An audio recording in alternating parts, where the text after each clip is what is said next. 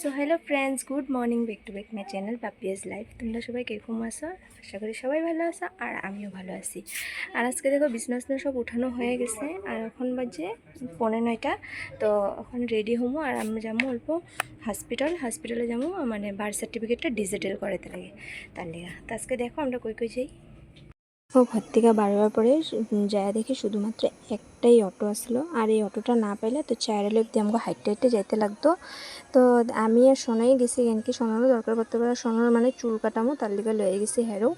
আর এখানে দেখো, এখানে আমাকে মানে ঘর থেকে বেশি দূর না, অল্প দূর আছে। তো এখানে একটা নতুন করে মানে দুর্গা পূজা স্টার্ট করছে এবছর থেকে। তো এখানে পূজাটা কীরকম হবে জানি না। এবার তো জুবিনদার লেগে সব কিছুই ঠান্ডা হয়ে গেছে, পূজা পাঠ সব কিছুই। তো জানি না এবার পূজা কীরকম হয়। তারপরে দেখো এটা হচ্ছে এসিবি, আর এসিবির এখানে সব কারেন্ট দিয়া, মানে যে ইয়াগুলো মূর্তিগুলো বানানো হয় সব কারেন্ট দিয়া, মানে ইলেকট্রিক দিয়াই সব কিছু বানানো হয়। আমি গেছিলাম হসপিটাল, আর হসপিটালে আজকে সব বন্ধ আসলো, কি আইব তার লিগা।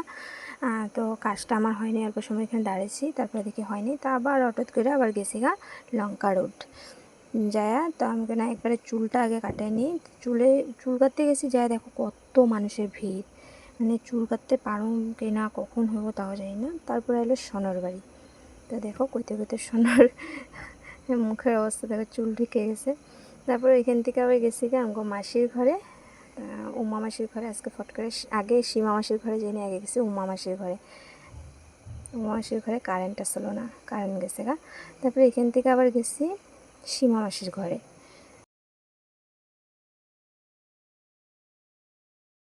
আমার সেই ঘরে যাই দেখি বনুর লেগে এই চুড়িদারটা আনছে। চুড়িদারটা কীরকম লাগছে প্লিজ কমেন্টে জানাও। তো ভালোই লাগতেছিলো, আর ভালোও লাগবো হ্যাঁ।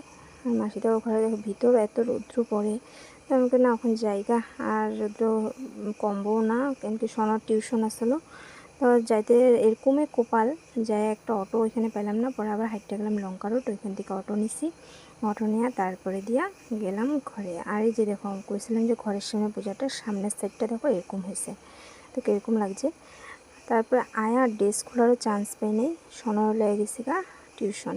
আর সোনা দেখো লাফায় যেতেছে, কোনো মানে এর কোনো যে কমপ্লেন নেই যে আমি যাবো না টিউশন, এরকম কোনো কিছু নেই।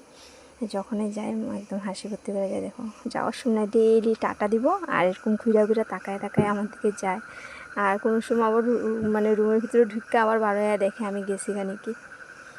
আর দেখো আমি ড্রেস চেঞ্জই করিনি। তো ঘরে আইছি, ঘরে আয়া পরে হাত পা মুখ টুক ধুয়া তারপর রেস্ট করলাম, ঘুমাইছি। আবার গেছি সোনরে আনতে টিউশন থেকে।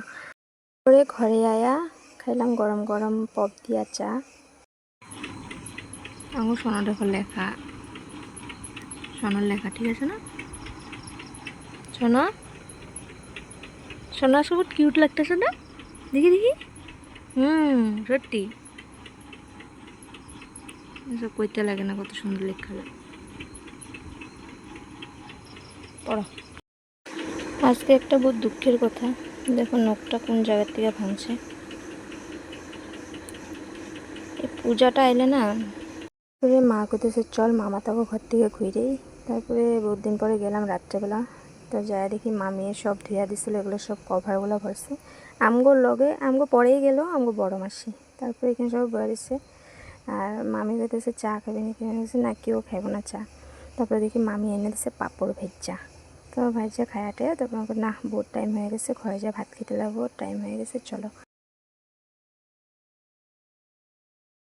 তো এখন ভাত খেতে আয়া বসছে, আর এখানে আছে মাছের ডিম দিয়ে বরবটি দিয়ে বানিয়েছে, আর এখানে ফুলকপি দিয়া মাছ দিয়ে বানিয়েছে। আজকে খাবার এটাই। দেখো মাত্র ভাত খেয়েছি, আর সোনা এখানে ঘুমাই দিছে। আজকের দিকে ভিডিওটা এখানেই শেষ করলাম, বেশি লম্বা করুন না। আর আবার আইতেছে নেক্সট ভিডিও নিয়ে। আশা করি তোমার ভিডিওগুলো ভালো লাগে, কমেন্টে করবা। আজকে tata, bye bye, good night.